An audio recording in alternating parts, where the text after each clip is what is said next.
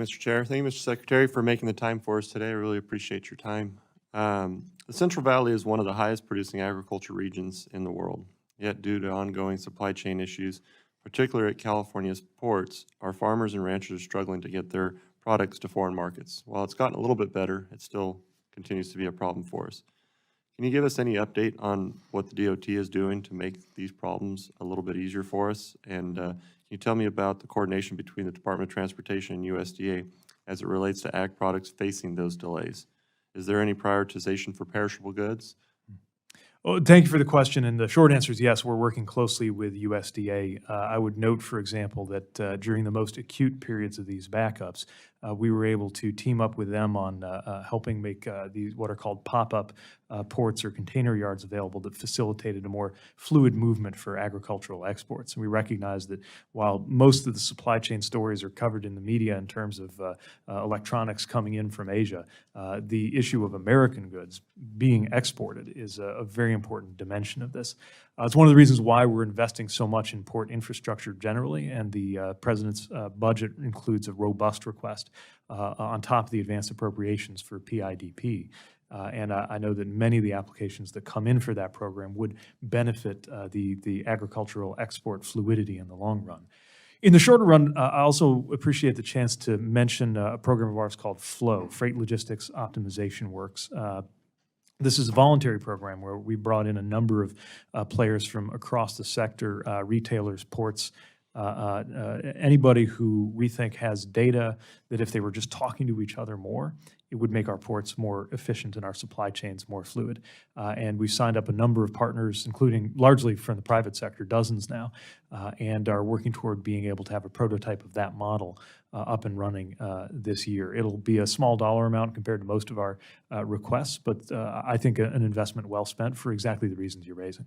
All right. And one of the issues there, because of the port situation, obviously can cause some problems with our rail as well. And is the DOT doing anything to help with the rail situation? I mean, obviously we saw all the news with folks with trains literally parked and people stealing all the items off of them. Has there been anything on that front? And then on top of that, with the rail issue, I mean, we got to the point where we had farmers literally waiting on commodities moving across the country. I've got a large ag district, but a lot of animal agriculture, so chicken, poultry, pork, dairy, beef, waiting on corn, soy, and all the different products that come from the Midwest. And I had truckers running from mill to mill all across the valley, scrambling to get in line to pick up whatever commodity they can find. And it wasn't a simple call. It was you had to show up with a truck, and you've got empty trucks running back and forth, tearing up roads for no purpose just because we weren't able to get those products delivered.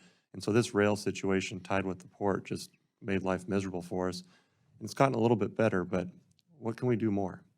Yeah, we've been pressing the railroad industry on this, but I believe there's also a public sector role to play that you'll see reflected in the budget request, especially around areas like the CRISI grant program, which we think can contribute to fluidity both in traditional freight rail and in some of these multimodal contexts that require specialized equipment and facilities that can make a big difference in the kinds of contexts that you're describing. Also, I would point to the fact that in addition to being consumers of rail, agriculture producers are more likely to live in communities that are impacted just by quality of life issues like blocked crossings and the safety issues that come with a lot of grade crossings. That's why we're very glad there's a rail crossing elimination program included in IIJA and have been able to use some of our other programs as well to help support projects that would just reduce some of the occasions for that kind of blockage to happen in the first place. All right, and a quick question. Many cities and counties in my district, and it kind of goes along with what you were just saying, don't have the resources. A lot of smaller communities. I've got some of these communities don't even have city councils. They're just little communities. And they struggle to get the resources together to apply for some of these grants. They're burdensome. There's a lot of regulations. Is there anything that you've done or that you have the ability to do to help alleviate some of these problems, allow these smaller communities to have the access to the same resources as some of the large communities that can afford to have the representation a lot of them have? Thank you. It's something we think about a lot. We're trying to make sure that our processes are simpler and more straightforward so that you don't have to be a community big enough to have a full-time federal relations person on staff to be able to successfully apply for and win in our programs.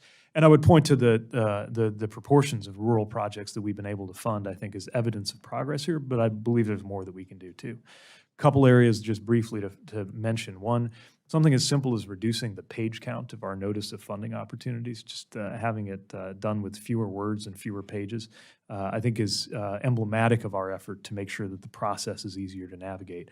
We're also doing more hands-on technical assistance to help guide communities that maybe haven't been through this experience in the first place through these processes so that they're less opaque, less convoluted, and so those communities are more likely to succeed.